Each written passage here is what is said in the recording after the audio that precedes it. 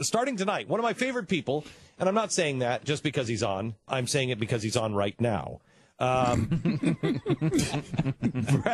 Brad Meltzer is on. He is a guy who loves history as much as I do, and he has a new show on tonight on the History Channel, and it begins at 10 o'clock. So it sounds like it's a little sloppy because at 10 o'clock, usually on a Friday night, people are a little drunk, and you're looking for something to watch, and so you might as well watch Brad's show.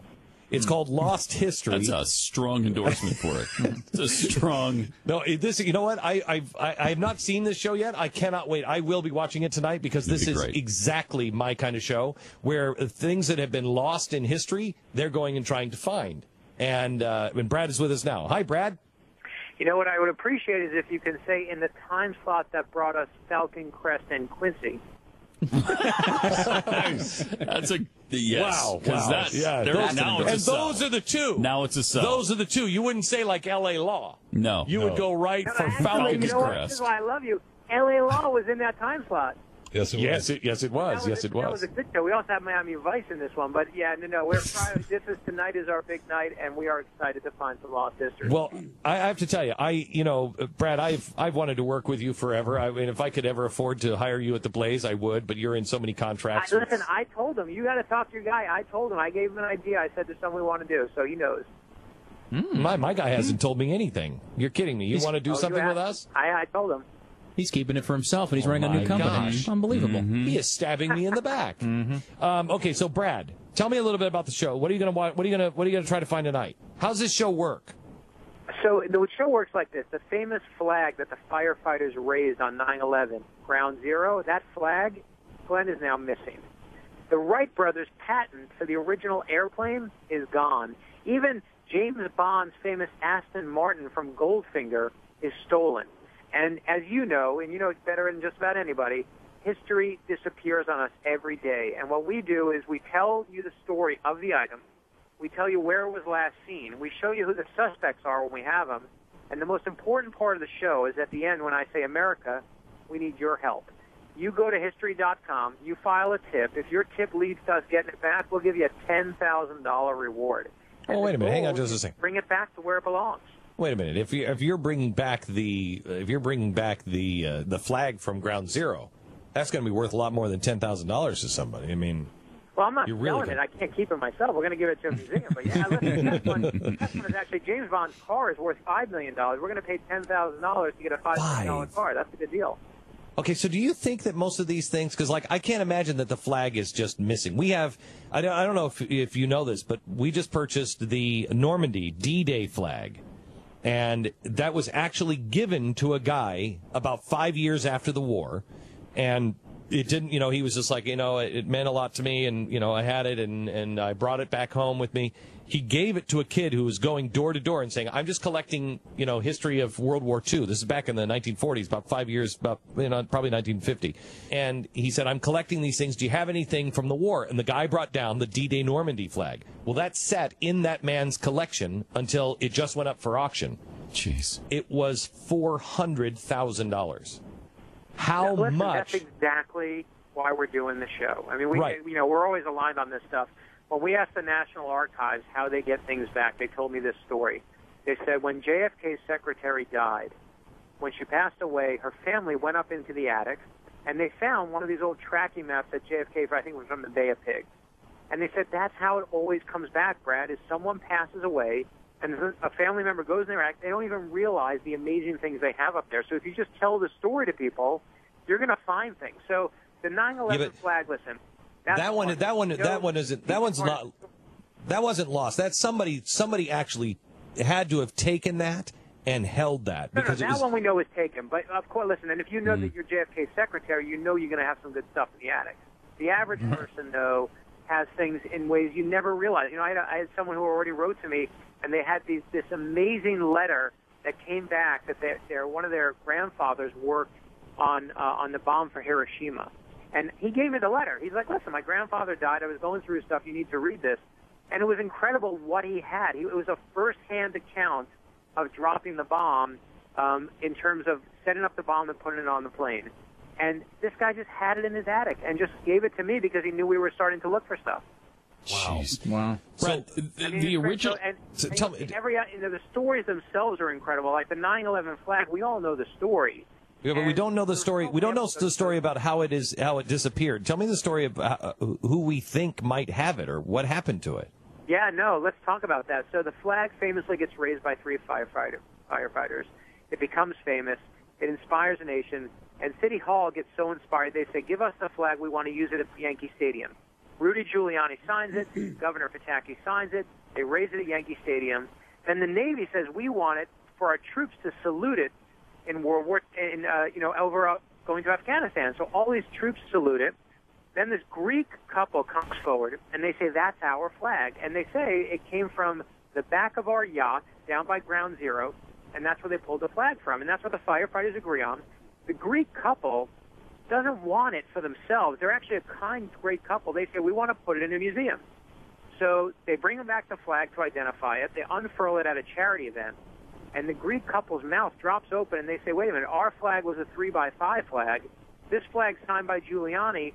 This flag's not our flag. And then the firefighters come forward, and they say, you know what? This isn't the flag we raised. We raised a 3x5 flag. This is a massive flag. And you know what that means? It means that original flag, that flag that went up to Afghanistan, that flag that went up at Yankee Stadium is the wrong flag. And when it comes to who took it, some say that, someone kept it for themselves.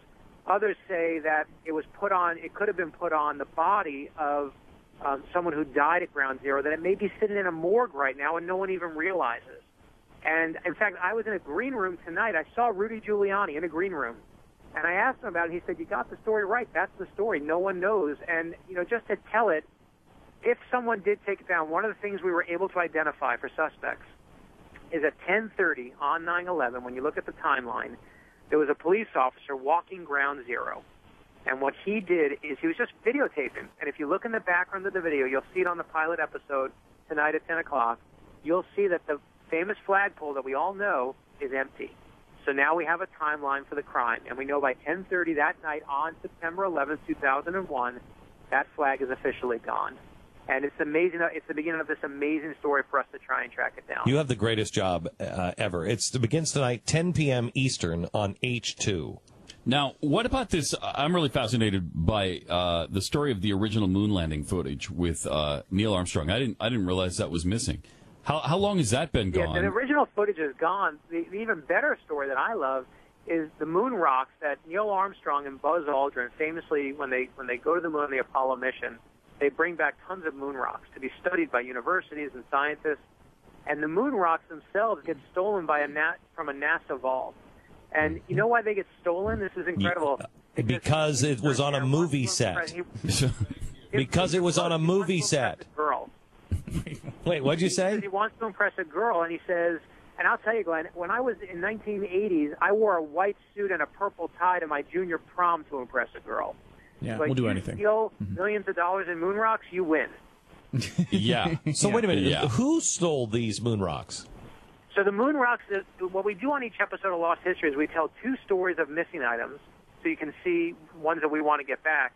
And we tell one story of a stolen item that actually was already gotten back. And in this one, we've identified the guy. You'll see who he is. You'll see why he did it, and you'll see how he got caught. Because one of the things we did is we hired the former lead investigator for the FBI who does historic and artifact theft thievery. And basically, we brought him on our team. He's the one who answers our tip line.